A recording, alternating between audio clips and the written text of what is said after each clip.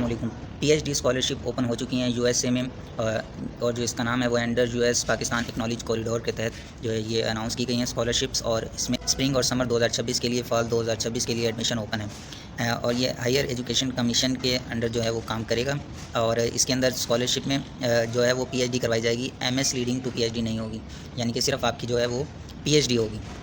Reference जो है वो HEC वेबसाइट के ऊपर दिया हुआ है इन्होंने, hec.gov.pk/USA यहाँ पर आके आपने जो है वो एप्लीकेशन सबमिट करवानी है। जो एलिजिबिलिटी क्राइटेरिया है वो है इसका पाकिस्तानी आज़ाद जम्मू कश्मीर के लोग जो हैं वो अप्लाई कर सकते हैं, नंबर 1। और फिर इसके अलावा जो है आपके पास minimum bachelor degree BSc BE 16 year of education आपके पास होनी चाहिए।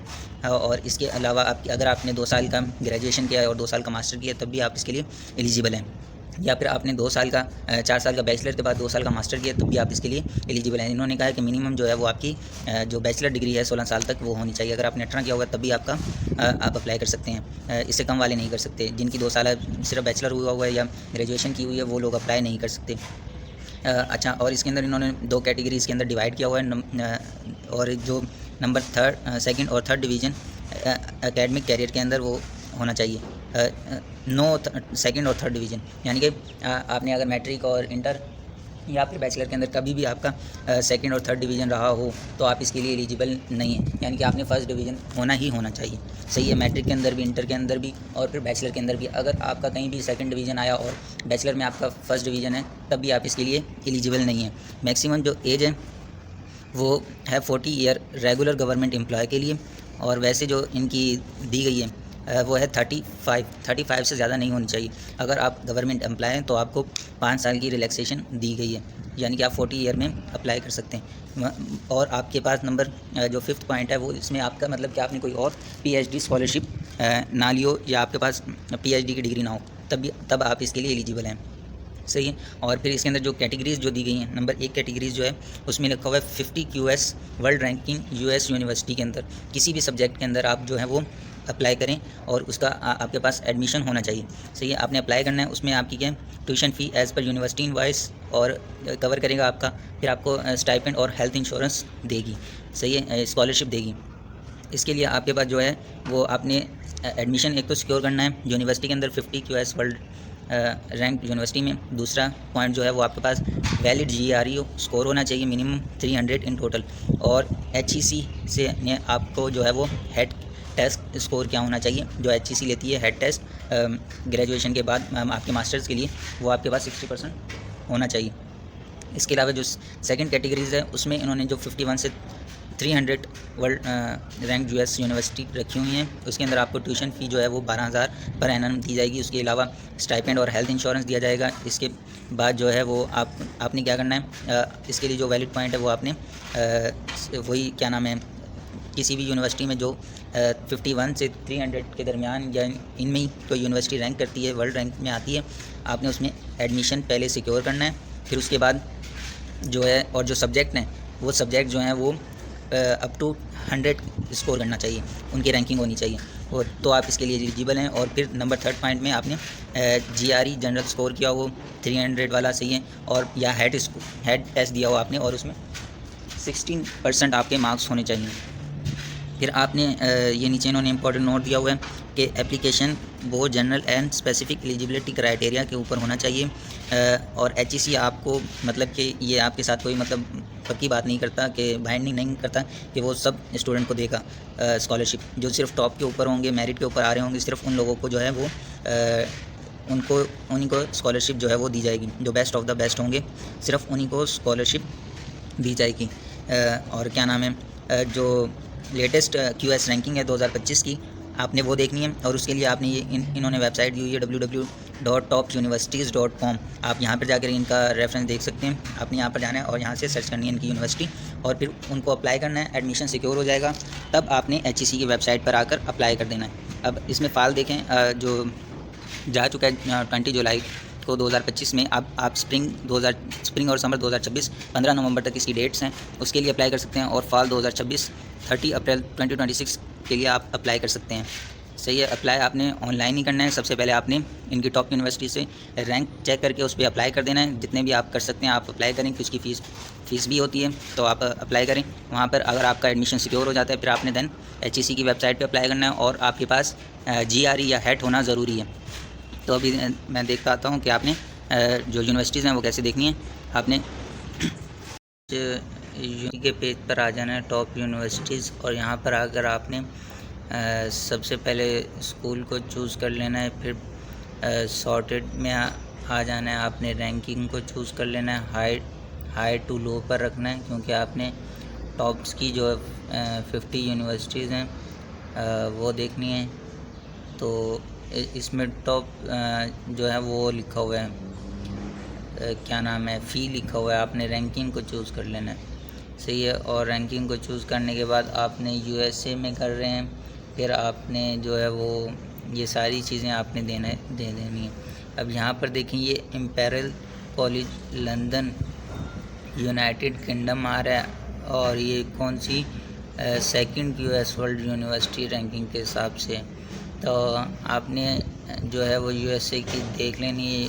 ऑक्सफोर्ड यूनिवर्सिटीज़ आ रहा है यहाँ पे, और फिर इसके अलावा इनका जो क्राइटेरिया है वो भी आपको जो है वो एप्लीकेशन के ऊपर जब आप क्लिक करेंगे तो आपको नज़र आ जाएगा कि इनकी क्या रिक्वायरमेंट है। जो स्कॉलरशिप की रिक्वायरमेंट है वो तो मैंने आपको बता दी कि आपका GRE होना चाहिए।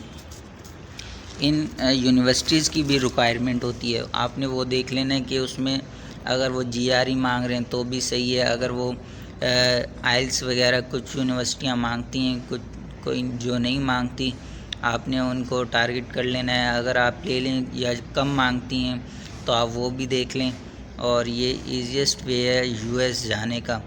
और इसके अलावा ये देखें, हार्वर्ड यूनिवर्सिटी है। अगर हम इसका देखें कि एप्लीकेशन वगैरह, आपने फाइनेंस को नहीं देखना, क्योंकि ये तो आपने वो करवानी है। स्कॉलरशिप देखें, इसके अंदर है यस, यानी कि जो आपको स्कॉलरशिप दी जाएगी। अब इसमें देखें IELTS दिया हुआ है 7 बैंड्स, यानी कि आपके होने चाहिए GRE में 298 जो है वो आपका स्कोर होना चाहिए। इस तरह आप, या फिर आपका IELTS या TOEFL में से कोई एक क्या होना चाहिए, TOEFL 100 होना चाहिए, सही है। तो आपने ये जो है वो देख लेनी है। सिर्फ USA वाली आपने देखनी है और कोई नहीं देखनी है। देखें, यूनाइटेड किंगडम वाली जो आ रही है ये आपने छोड़ देनी है। ये वर्ल्ड 6 QS के हिसाब से रैंकिंग में आ रही है, तो आपने स्टैनफोर्ड यूनिवर्सिटी आपने ये देख लेनी है रैंकिंग के हिसाब से। अब देखें, इसमें IELTS भी नहीं है और PET भी नहीं है, सिर्फ GRE दिया हुआ है और TOEFL दिया हुआ है। इसकी ये 2 रिक्वायरमेंट है। तो आप ये 2 रिक्वायरमेंट कर लें। स्कॉलरशिप में GRE का देखें 300 दिया हुआ है, लेकिन इन्होंने 329 जो है वो स्कोर मांगा हुआ है, और TOEFL में 100 है। तो आपने इस हिसाब से अपने स्कोर लेकर आने के आप यूनिवर्सिटी के क्राइटेरिया पर भी पूरा उतरें और स्कॉलरशिप के लिए भी। पहले तो आपने यूनिवर्सिटी में जो है अपना एडमिशन सिक्योर कर लेना है। एडमिशन सिक्योर करने के बाद फिर आपने क्या नाम है HEC की वेबसाइट पे जाकर वहाँ पर अप्लाई करना है।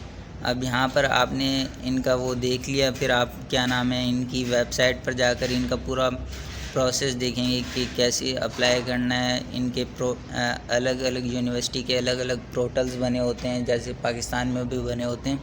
तो आपने अप्लाई करने के बाद जब आपका एडमिशन कंफर्म हो जाएगा उसके बाद आपने HEC की वेबसाइट पे आ जाना है। HEC की वेबसाइट पे आने के बाद HEC स्कॉलरशिप लिखेंगे तो इनके वो जो है वो स्कॉलरशिप मेरे ख्याल से आ जाएगा। देखें HEC स्कॉलरशिप पोर्टल, यहाँ पे जब आप आ जाएंगे तो फिर उसके बाद एडमिशन कंफर्म होने के बाद आप इधर आएंगे।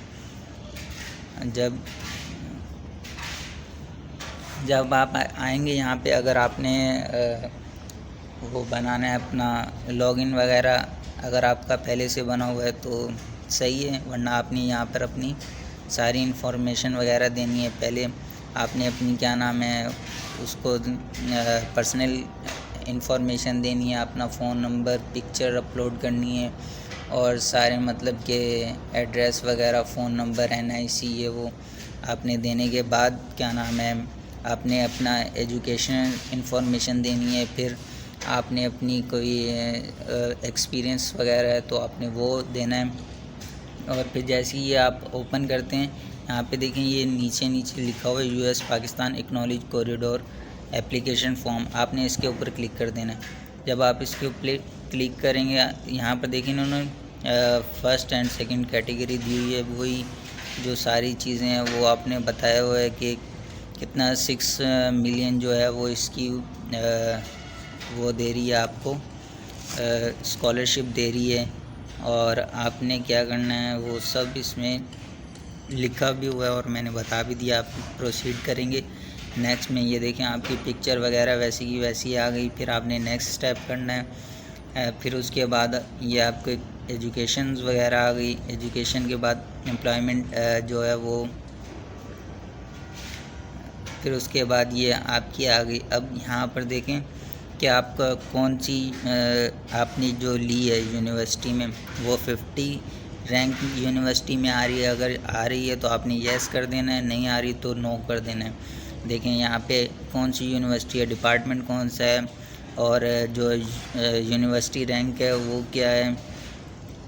फिर यूनिवर्सिटी रैंक लिंक आपने वहीं से जो कॉपी करके उसी यूनिवर्सिटी का लिंक वो यहाँ पर आपने पेस्ट कर देना है। उसके बाद एडमिशन ईयर, ये देखें 2026 ही आ रहा है इसके अंदर, क्योंकि उसी के ओपन हुए हैं। फिर उसके अलावा आपने कौन सा सेमेस्टर है, फॉल और समर, इसमें जो है वो आना चाहिए। जब आप इसको सिलेक्ट कर लेंगे तो ये आपको मिल जाएगा, सही है। फिर उसके बाद अगर आपने 50 में नहीं आ रही तो आप इसको नो करेंगे तो देखें सेकंड कैटेगरी आ गई, जिसके अंदर 300 रैंक वाली यूनिवर्सिटियाँ मौजूद हैं। आप इसको अगर नो कर देंगे तो आप इसके लिए एलिजिबल ही नहीं हैं, सही है। नेक्स्ट स्टेप करेंगे, देखें वो आपको बोल रहा है आप एलिजिबल नहीं हैं। तो पहले आपने एडमिशन सिक्योर करना है 50 अंडर 50 या फिर 113 रैंकिंग वाली यूनिवर्सिटीज़ के अंदर। फिर आपने सब्जेक्ट रैंकिंग कौन सी आ रही है, फिर आपने वो सारी डिटेल यहाँ पर देनी है। पर्पज़ आपने लिखना है, रिसर्च एरिया आपका क्या है आपने वो यहाँ पर लिख देना है। और उसके बाद आपने नेक्स्ट स्टेप करेंगे तो आपका अप्लाई हो जाएगा। अप्लाई होने के बाद फिर आपने जो है वो बैक आ जाना है। बैक आने के बाद फिर आपके उसी पोर्टल के ऊपर जो है वो आपको जो है वो क्या नाम है, आपका सबमिट लिखा हुआ आ जाएगा। और जब सबमिट लिखा हुआ आ जाएगा तो उसके बाद जैसे जैसे प्रोसेस चलेगा, आपका अप्रूव होगी। एप्लीकेशन अप्रूव होने के बाद क्या नाम है, अगर सिलेक्ट हो जाते हैं तो वो भी आपको वहीं पे ये इनकी वेबसाइट के ऊपर ही आपको पता चल जाएगा, HEC की वेबसाइट के ऊपर। तो ज़रूर अप्लाई करें, ईजीएस्ट वे है USA जाने का एजुकेशन के थ्रू, वो भी बैचलर के बाद। 16 ईयर ऑफ बैचलर के बाद थोड़ा खर्चा है, मतलब कि आपने हेड टेस्ट देना है।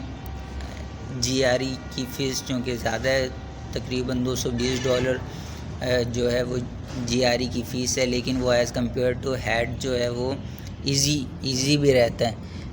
अगर आप हेड देंगे तो उसकी तकरीबन 3000 है, फ़ी है 3 से 4 हज़ार रुपये है तकरीबन, तो आप वो दे दें। फिर उसके बाद आपने IELTS या TOEFL दे देना है। जो जिस यूनिवर्सिटी में आपका एडमिशन हो जाता है, आपको लगता है आसानी से हो जाएगा, उसकी रिक्वायरमेंट देखते हुए आपने IELTS या फिर TOEFL दे देना है। उसके अंदर तकरीबन 70,000 का जो है वो खर्चा आएगा। और उसके बाद आप देखें कि आपको PhD करने को मिलेगी, वो भी USA के अंदर। तो अप्लाई करें। बेस्ट ऑफ लक, अल्लाह हाफिज़।